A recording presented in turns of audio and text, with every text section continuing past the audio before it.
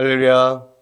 네, 오늘도 주님 앞에 나오신 여러분을 제 이름으로 축복합니다. 우리 하나님 말씀 함께 보겠습니다. 오늘 하나님 말씀 고린도전서 14장 26절에서 40절까지의 말씀입니다. 우리 다 같이 합독하겠습니다. 26절부터 함께 읽겠습니다. 그런즉 형제들아 어찌할까 너희가 모일 때에 각각 찬송시도 있으며 가르치는 말씀도 있으며 계시도 있으며 방언도 있으며 통역함도 있나니 모든 것을 덕을 세우기 위하여 하라.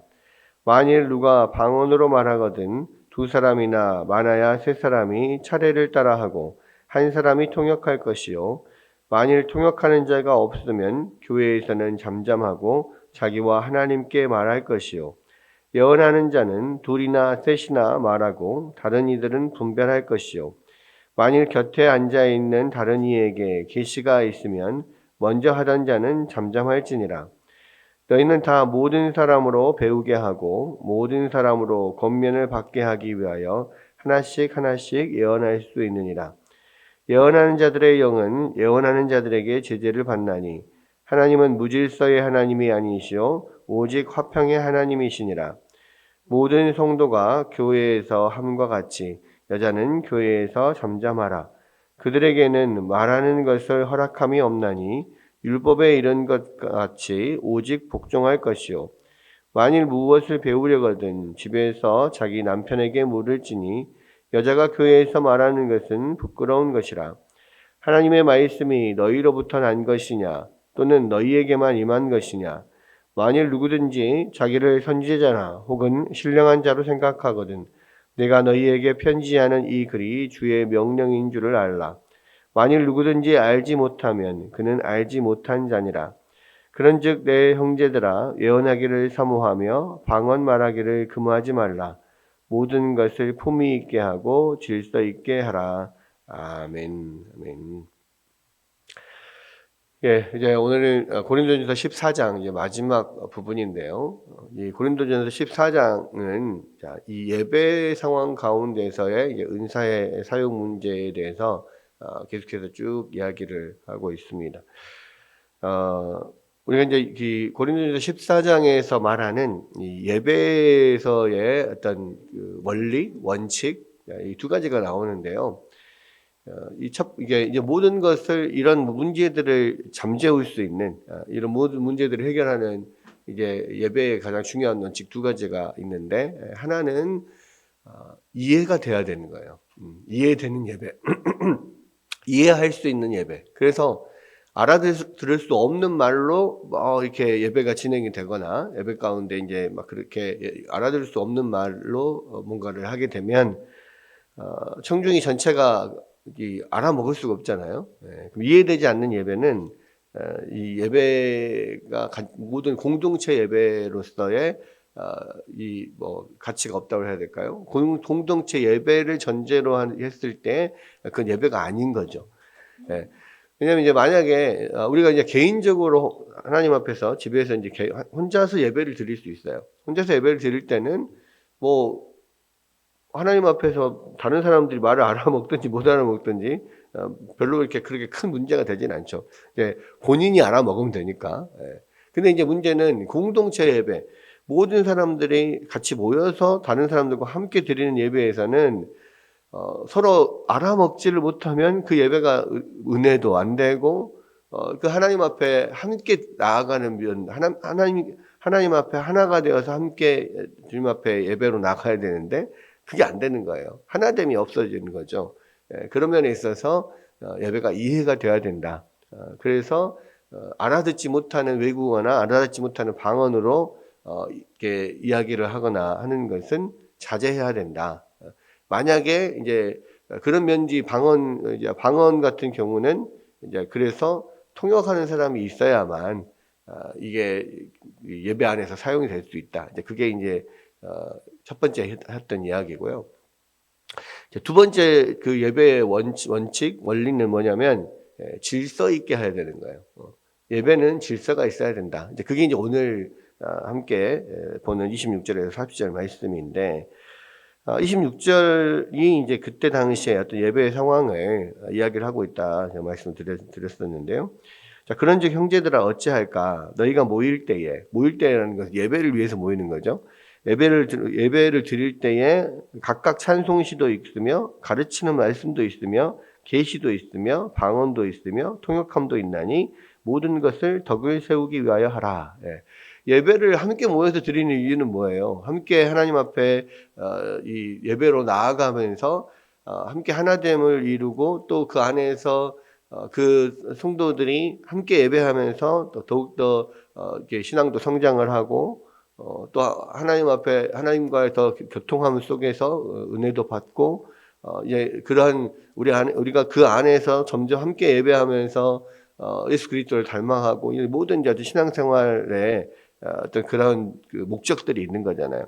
그러니까 그런 목적이 이루어질 수 있게 그렇게 유익이 되게 하라. 덕을 세운다는 것은 교회 전체가 유익이 되게 하라. 뭐 이런 이야기인데 여러 가지 이제 예배의 요소들이 나오죠. 찬송도 있습니다.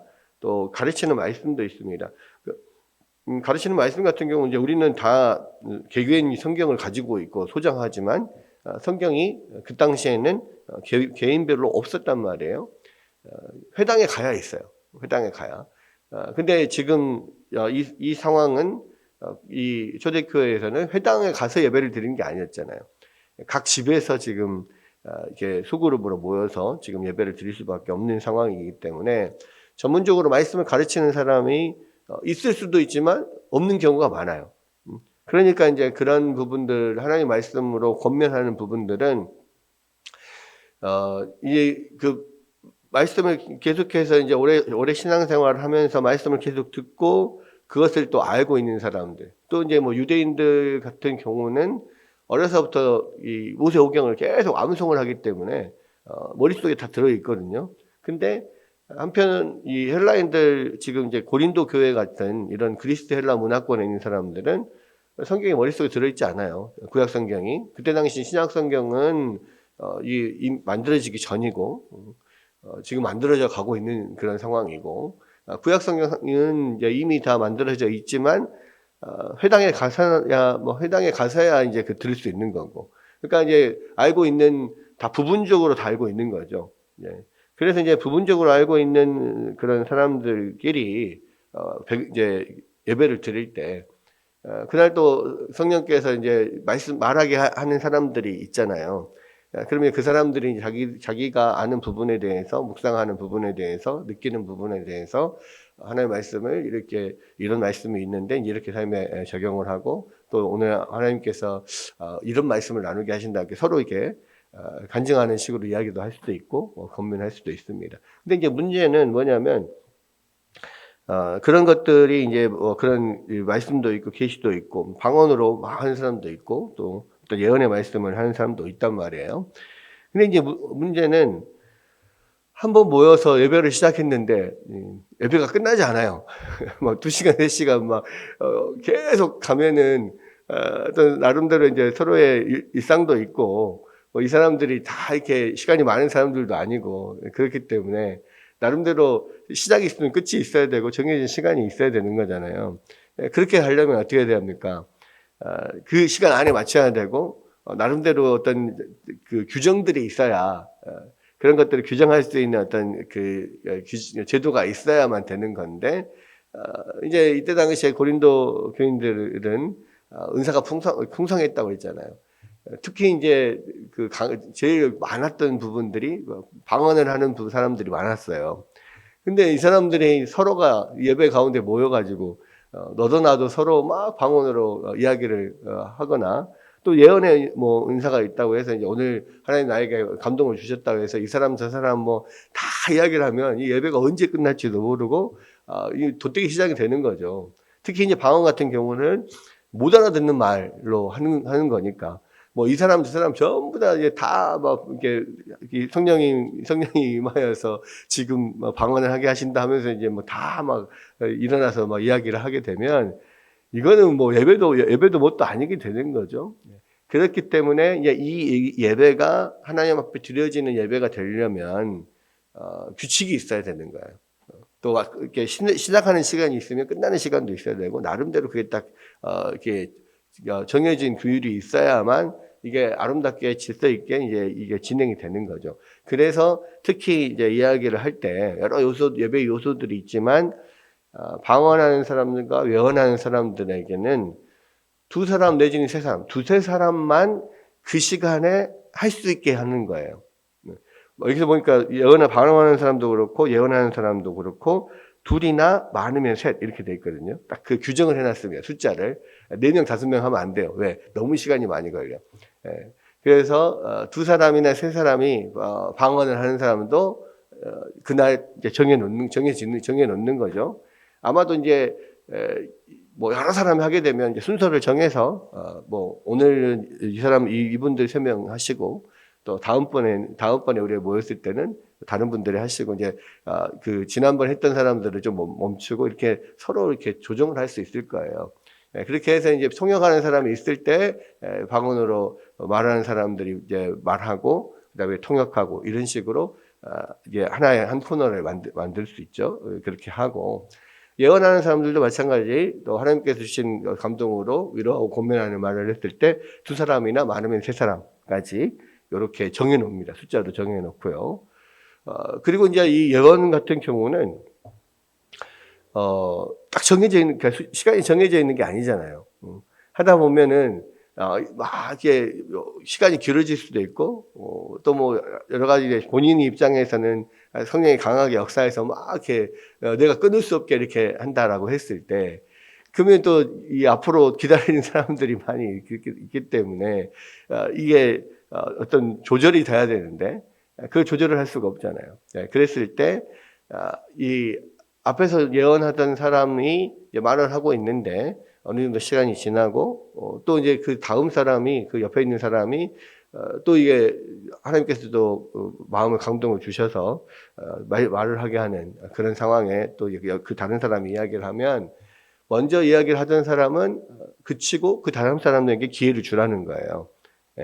그렇게 해서 이제 이게 결국은 그 예언하는 경우도 나름대로 어떤 하나의 어떤 규칙이 주어지고 나름대로 그 안에서 서로 배려하고 그렇게 어떤 나름대로의 이런 그 규율을 만들어가게 하는 거죠.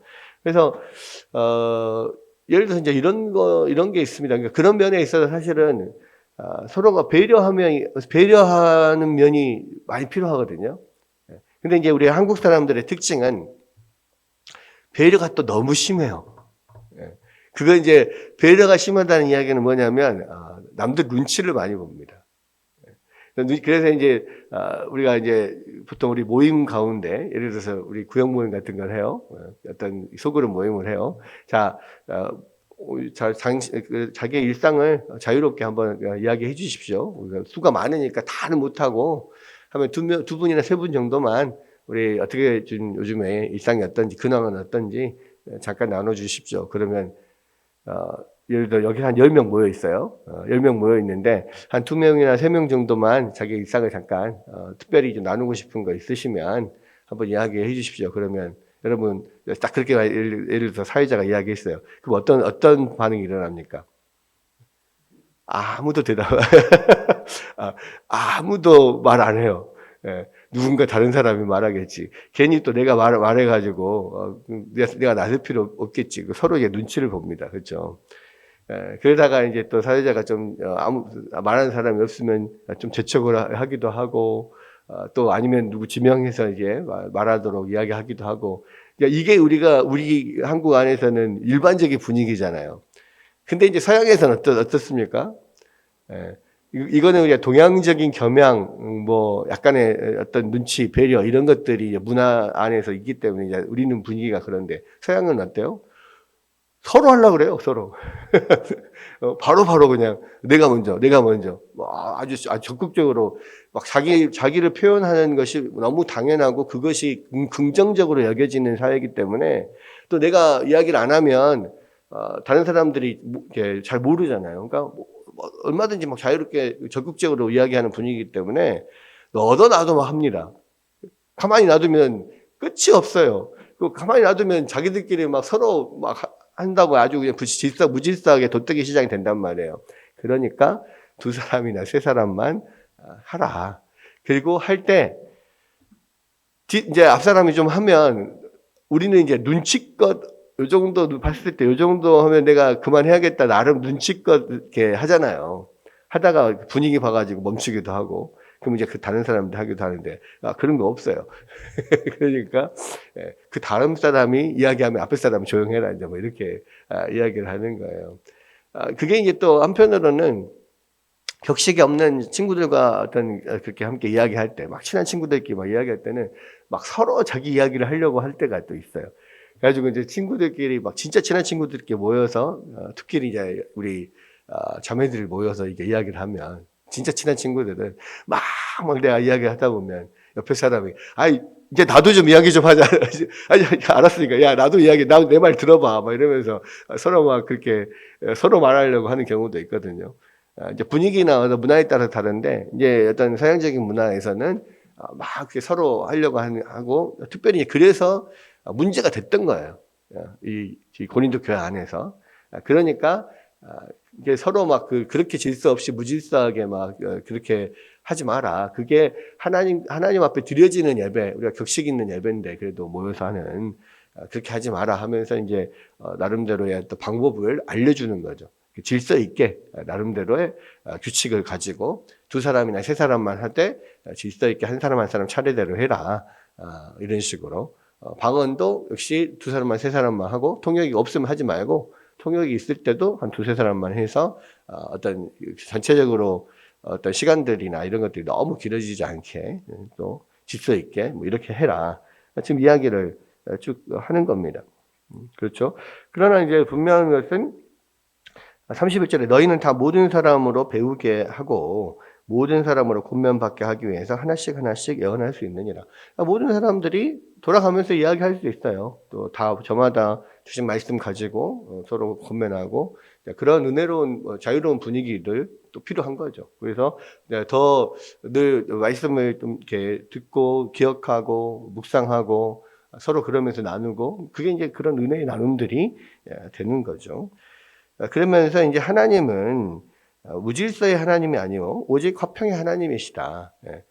그러니까 왜 우리가 예배에 질서가 있어야 되냐? 하나님이 질서의 하나님이시라는 거죠. 그 질서라고 하는 것은 이제 그 코스모스 이런 뜻인데 이제 우주 전체를 우리가 코스모스라고 하잖아요. 그런데 이게 하나의 질서 있게 만드셨기 때문에 이 우주가 지금까지 운행이 되는 거 아닙니까?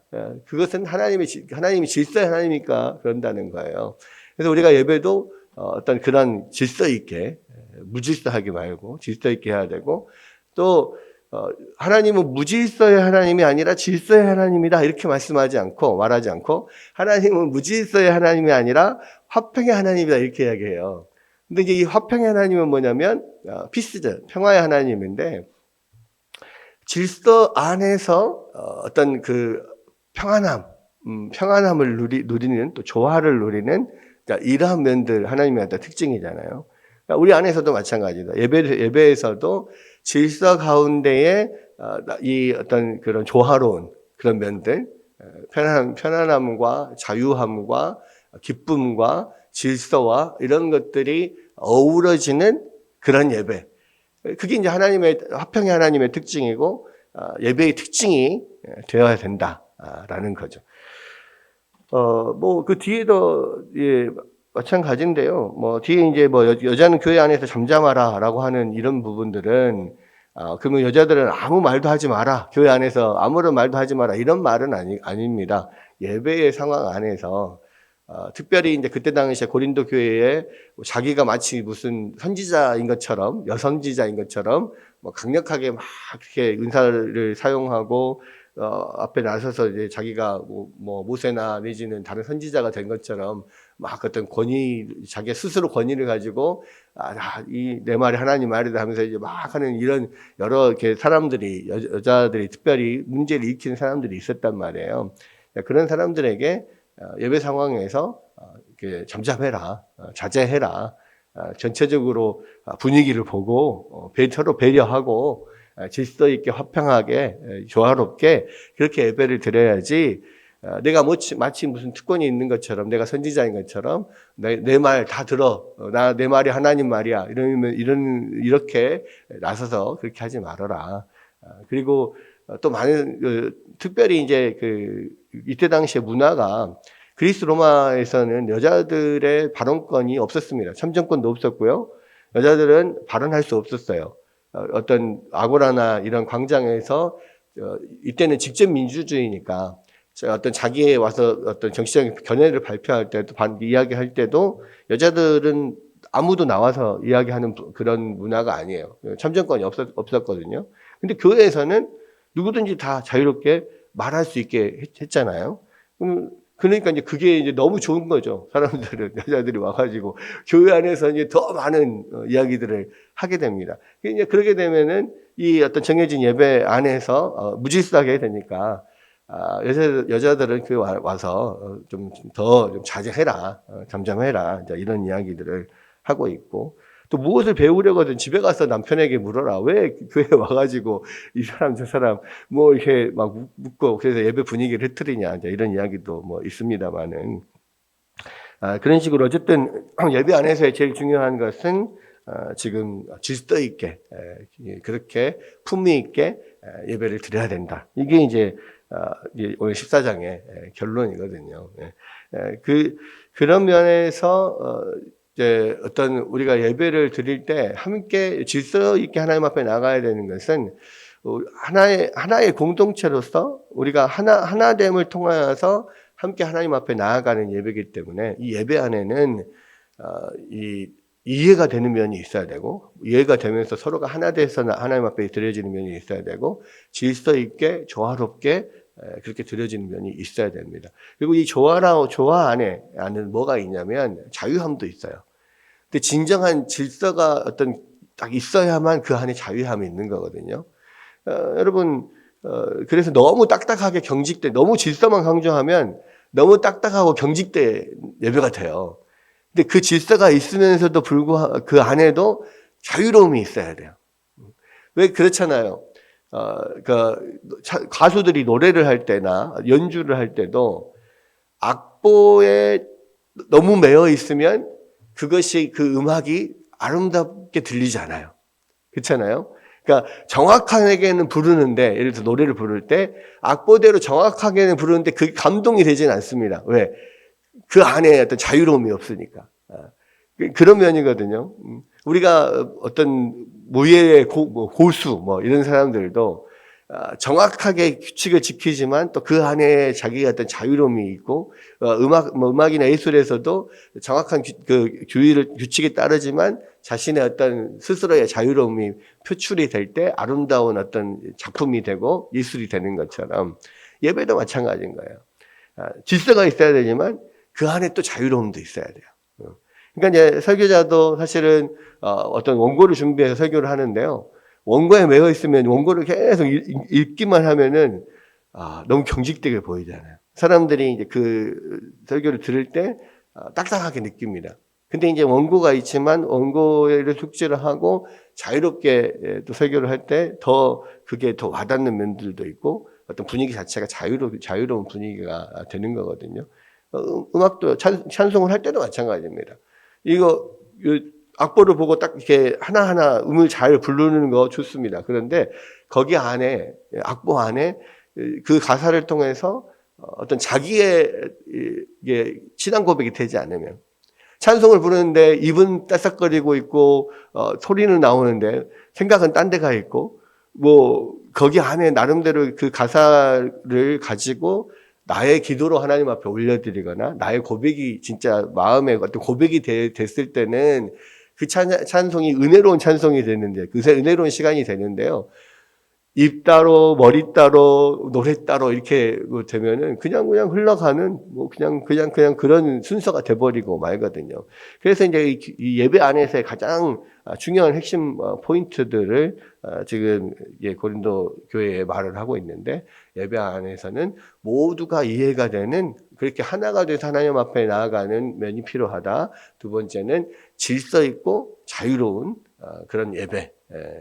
질서 있고 조화로운 평화로운 예배, 이것이 정말 하나님 기뻐하시는 예배다. 이런 면들을 이야기를 하면서 교회 안에 이제 문제들을 이야기를 하고 있는데요. 우리가 하나님 앞에 드려진 예배를 좀 돌아볼 필요가 있어요. 우리가 정말로 하나 되는 예배냐, 이해되는 예배냐, 우리가 질서 있고 자유로운 예배냐, 그런 예배가 아니라면 스스로 자신들이 하나님 앞에 드리는 예배를 점검하면서 더 하나님이 기뻐하시는 예배를 드릴 수 있도록 우리가 힘쓰는 그런 면들도 필요한 것 같습니다.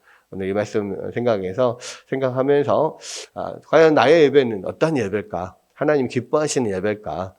이런 면들을 돌아보고 더 우리가 하나님께서 기뻐하실 수 있도록 더 아름답게 잘 예배할 수 있는 우리 모두가 되기를 주의 이름으로 축원합니다.